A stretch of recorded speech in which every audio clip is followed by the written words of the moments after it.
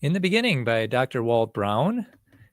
We're going to look at the recovery phase on page 146. The recovery phase. Let's see here. Recovery phase. Where did the water go? When the compression event began on a particular hydroplate, the plate crushed, thickened, buckled, and rose out of the water. As it did, the floodwaters receded.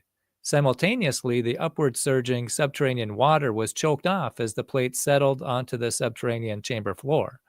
With the water source largely shut off, the deep, newly opened basins between continents became reservoirs unto which the floodwaters returned.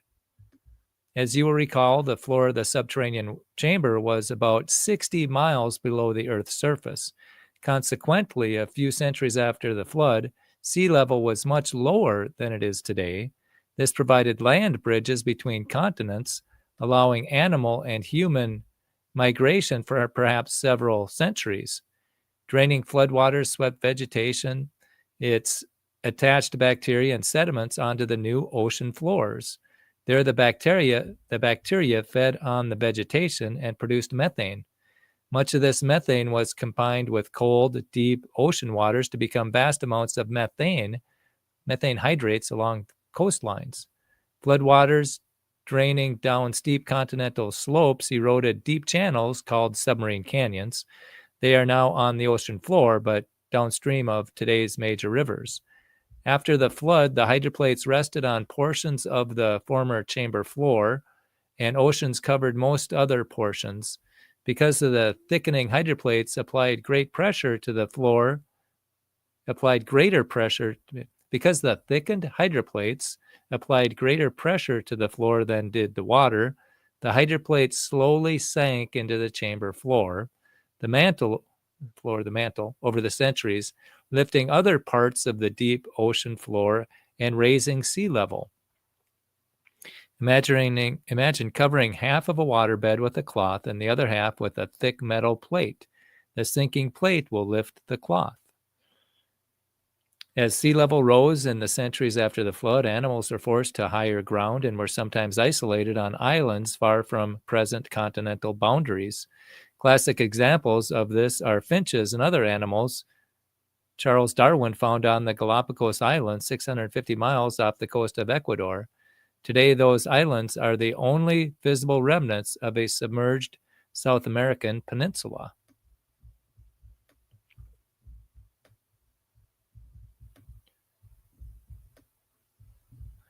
Darwin believed the finches were blown there during a giant storm. Even if Darwin's unlikely storm happened, both a male and female finch, rugged enough to survive the traumatic trip, must have ended up on the same island. The more sediment continents carried and the thicker continents grew during the compression event, the deeper continents sank. This also depressed the moho beneath them. Newly formed mountains sank even more, depressing the moho as deep as 50 miles below the Earth's surface. As ocean floors rose in compensation, the moho below them rose as well. This is why continents are so different from ocean bottoms, and why the moho, where it can be detected, is so deep beneath mountains, and yet so shallow beneath the ocean floor. Plateaus. Many other things were far from equilibrium after the continental drift phase. Over the centuries, the new mountain ranges and thickened continental plates settled slowly toward their equilibrium depth, just as a person's body sinks into a waterbed. Sinking mountains increase the pressure under the crust on both sides of mountain ranges, so weaker portions of the overlying crust fractured and rose, forming plateaus. In other words, as continents and mountains sank, plateaus rose. This explains the otherwise strange aspects of plateaus noted by George Kennedy on page 129 and tells us why plateaus are adjacent to major mountain ranges. For example, the Tibetan Plateau, the world's largest, is next to the most massive mountain range in the world, the Himalayas. The Tibetan Plateau covers over 750,000 square miles and rose up to an elevation of about 3 miles. Other dramatic examples are the Colorado Plateau next to the Rocky Mountains and the Columbian Plateau next to the Cascade Mountains. See Plateau Uplift beginning on page 236. Earth roll. The sudden formation of major mountains altered the spinning Earth's balance, causing the Earth to slowly roll somewhere between 34 to 57 degrees. The North Pole, then in what is now Central Asia, began a slow shift to its present position. The shift produced a 6% precision of the Earth's axis that Dodwell discovered from studying almost 100 astronomical measurements made over the last 4,000 years. Satellite pictures also support this 6% precision. That's why coal, dinosaur fossils, and other temperate fossils are found near today's South Pole, and fossils show that baby hadrosaurs lived year-round in today's Arctic.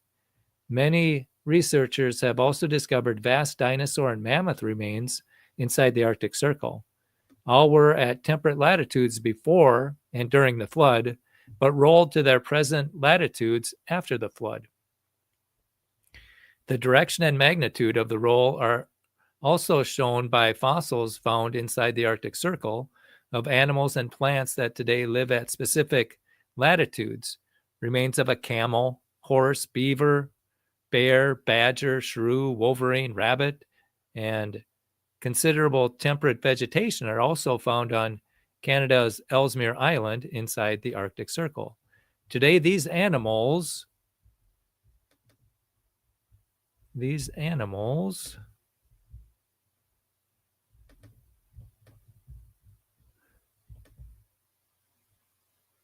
plants require temperatures of about 27 degrees warmer in the winter and 18 degrees warmer in the summer. Also found are remnants of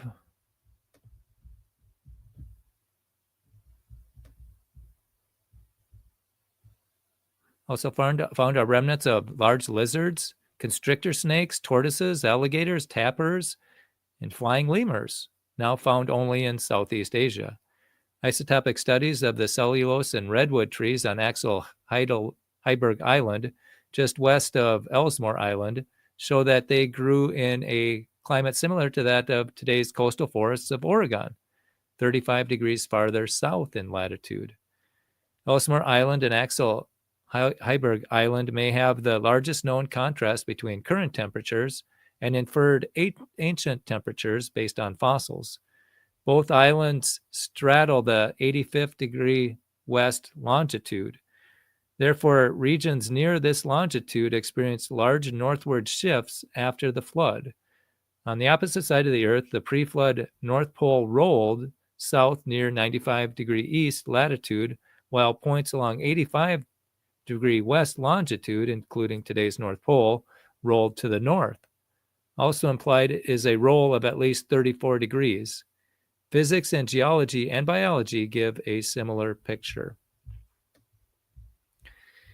An ancient historical record tells of a catastrophic flood and an apparent earth roll. Famous linguist Charles Berlitz reports that early Jesuit missionaries in China located a 4,320 volume work compiled by imperial edict and containing all knowledge.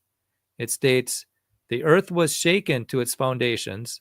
The sky sank lower toward the north. The sun, moon, and stars changed their motions.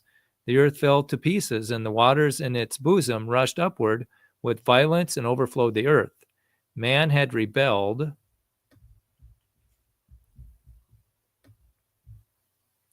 against the high gods, and the system of the universe was in disorder." In note 850-84 explains why the Asian sky began sinking toward the north immediately after the flood. Page 594 describes a similar historical account of a cosmic upheaval that is preserved in ancient Vedic and classic Sanskrit texts.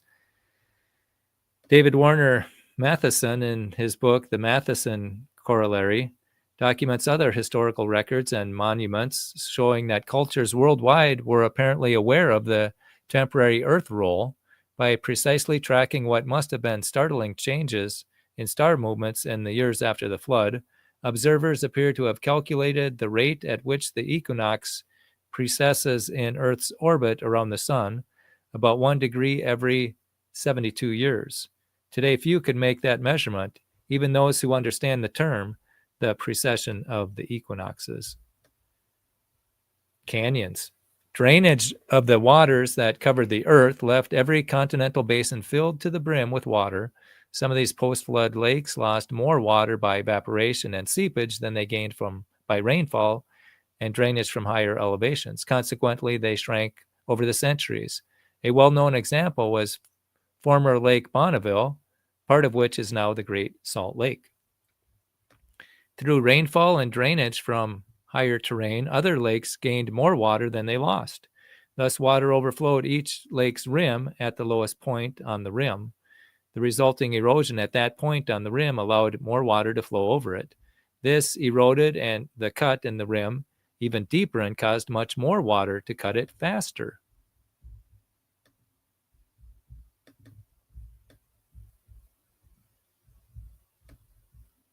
Therefore, the downcutting accelerated catastrophically. The entire lake quickly dumped through a deep slit, which we call a canyon. These waters spilled into the next lower basin, causing it to breach its rim and create another canyon. It was like falling dominoes. The most famous canyon of all, the Grand Canyon, formed primarily by the dam breaching of what we will call Grand Lake. It occupied much of southeast Utah, parts of northern Arizona, and small areas of Colorado and New Mexico. See the map on page 224. Grand Lake, standing at an elevation of 5,700 feet above today's sea level, quickly eroded its natural dam 22 miles southwest of what is now Page, Arizona. As a result, the southwest boundary of former Hopi Lake.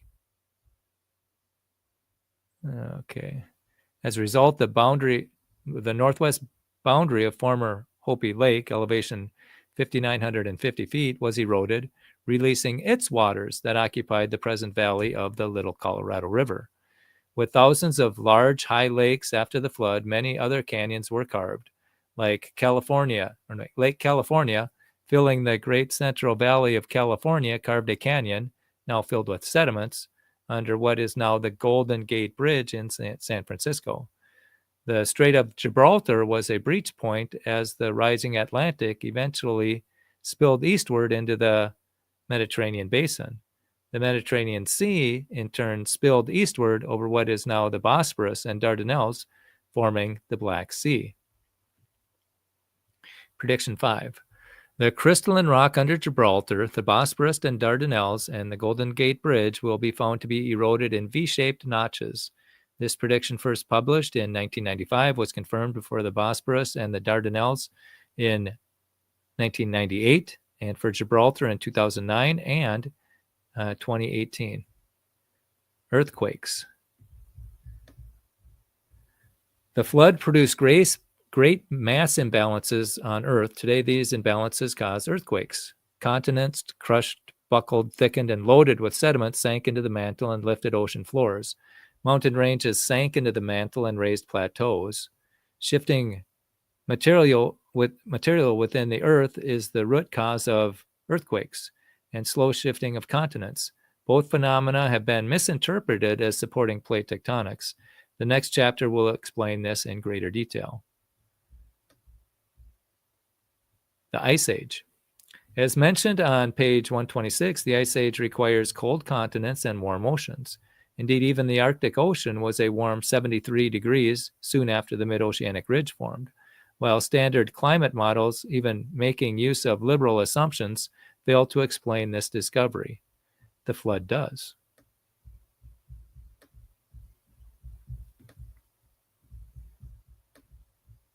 Sliding hydroplates generated frictional heat, as did movements within the Earth resulting from the rising of the Atlantic floor and subsiding of the Pacific Ocean floor.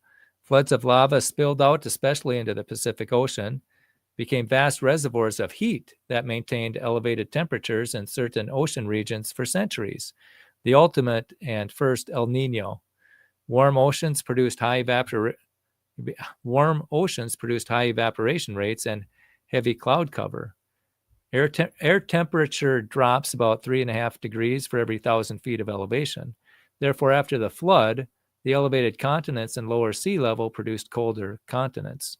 Also, volcanic debris in the air and heavy cloud cover shielded the continents from much of the sun's rays.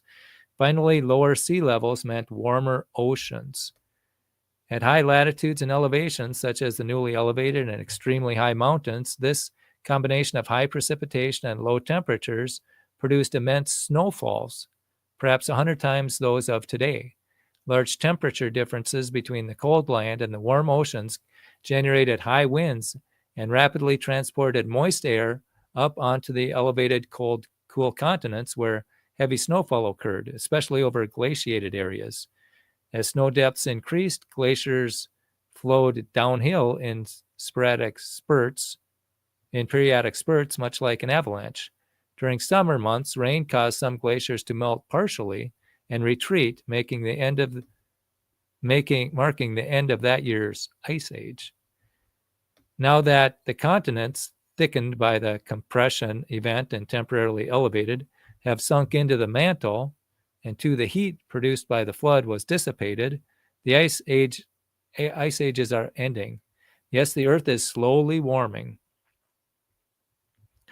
Now that the continents, thickened by the compression event and temporarily elevated, have sunk into the mantle, and two, the heat produced by the flood has dissipated, the ice ages are ending. Yes, the Earth is slowly warming. See page 508. What's ahead?